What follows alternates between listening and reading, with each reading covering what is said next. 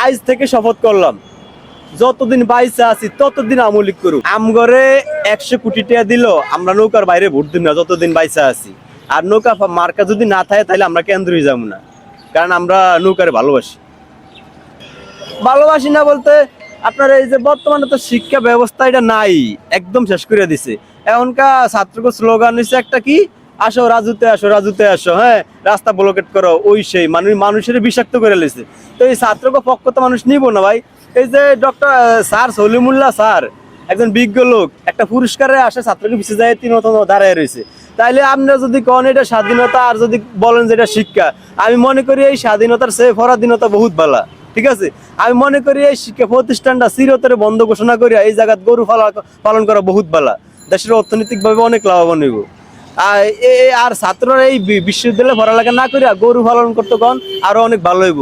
আপনার এই যে চায়না সুয়েটে যারা পড়ালেখা করে তারা বড় বড় প্রকৌশলী আর বড় বড় আপনার পদ্মা ব্রিজ বানায়, আর বাংলাদেশে বুয়েটে যারা পড়ালেখা করে তারা পরীক্ষা দেয় মানে পদ্মা ব্রিজে কটা নাট লাগাইছে, কটা বল্টু লাগাইছে। তাহলে দরকার কি এই বিশ্ববিদ্যালয়ে পড়ালেখা করিয়া? বিশাল বড় একটা এরিয়া, এটা তো গরু খামার করা আরো ভালো। আরে ভাই পৃথিবীতে অনেক বড় বড় বিশ্ববিদ্যালয় আছে না, আইজ অব্দি এই বিশ্ববিদ্যালয় পৃথিবীর 100 বিশ্ববিদ্যালয়ের মধ্যে নাম নাই। তাহলে এই বিশ্ববিদ্যালয়ে আমাকে বাংলাদেশের কি রেজাল্ট দিব?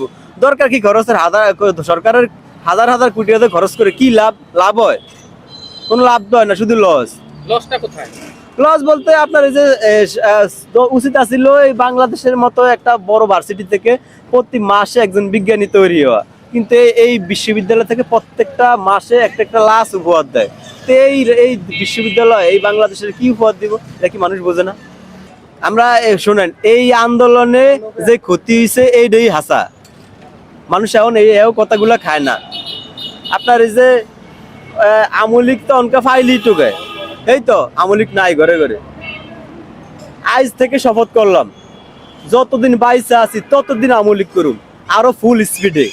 এই দেশে যত আমলিকের কর্মী আছে সমস্ত প্রশাসনের কাছে এত বুলেটও নাই, সব বুলেটও যদি খরচ করে তারপরও আমলিকের কর্মী থাকবো, ঠিক আছে, যাইবো না। শেখ হাসিনা তো শেখ মুজিবের মাইয়া, Hasina made in Japan. Sheikh Hasina আসবে দেশে আপনার ওই টর্নেডো, ভূমিকম্প আর সুনামির বেশি, এটা শেখ মুজিবের মাইয়া। আমরা বিশ্বাস করি খুব তাড়াতাড়ি এই অমাবস্যার এই আলো, এই রাত কাটটা ঠিকই নতুন সূর্য উদয় হবে, আমরা বাংলাদেশে আবার আওয়ামী লীগের দেখুন, এটাই আমাদের আশার ভরসা। বাংলাদেশের মানুষ বরাবরই সাক্ষ্য আছে যে আওয়ামী লীগ কখনো ইতিহাস পড়ে না, আওয়ামী লীগ ইতিহাস তৈরি করে। আপনার শেখ মুজিব পাকিস্তান জেলে থেকে একটা ইতিহাস তৈরি করছে, শেখ হাসিনা ভারতে থেকে আরেকটা ইতিহাস তৈরি করবো, আমি এটাই মনে করি। শেখ হাসিনার হাত ধরো, বাংলাদেশ স্বাধীন করো, বাংলাদেশ স্বাধীন করো, শেখ হাসিনার হাত ধরো। এখন বাংলাদেশের এই সাধারণ মানুষের একটাই স্লোগান, ইউনুস তুই তোবা কর, শেখ হাসিনার পায়ে ধর। রশি লাগলে রশি নে, ইউনুসের ফাঁসি দে, দড়ি লাগলে দড়ি নে, সুদখুরের ফাঁসি দে। এটাই আমাকে এখন আমজনতার স্লোগান।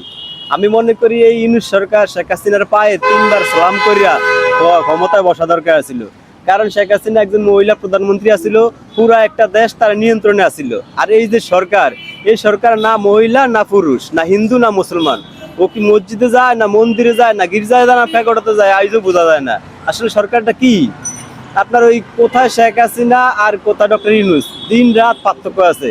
আপনার ওই কোথায় রাজরানী আর কোথায় সুতপা রানী, আপনার কই শেখ সাদি আর কই ফাঁসের বাড়ির বদি।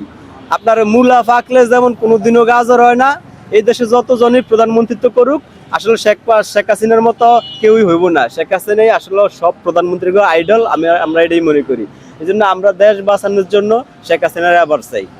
আর ওই বাংলাদেশে এই যে আয়নাগর বা জেল জুলুম যাই বলে, এটি সব হচ্ছে একটা মিছা কথা, সাধারণটা নাটক। আয়নাগর বলতে আসলে কিছু নাই।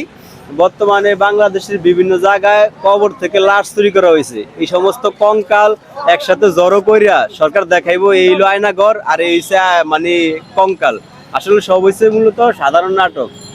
আমাগো এই সরকার যে আছে বর্তমানে, এই সরকার জনগণের পালস বোঝে না, কারণ মানুষ আগের তো বেশি ভিআইপি এবং স্মার্ট, এই মানুষ এখন মানে সব কিছুতে ফাস্ট। এই সরকার যা করতে চায় মানুষ কিন্তু অ্যাডভান্সই তা বোঝে। তা আমি মনে করি এই সরকার এইসব নাটক বন্ধ করা উচিত, কারণ মানুষ এখন এগুলো আর খায় না। মানুষ এখন শুধু ওই জয় বাংলা আর ইংলিশ সামলা, এটা নিয়েই ব্যস্ত।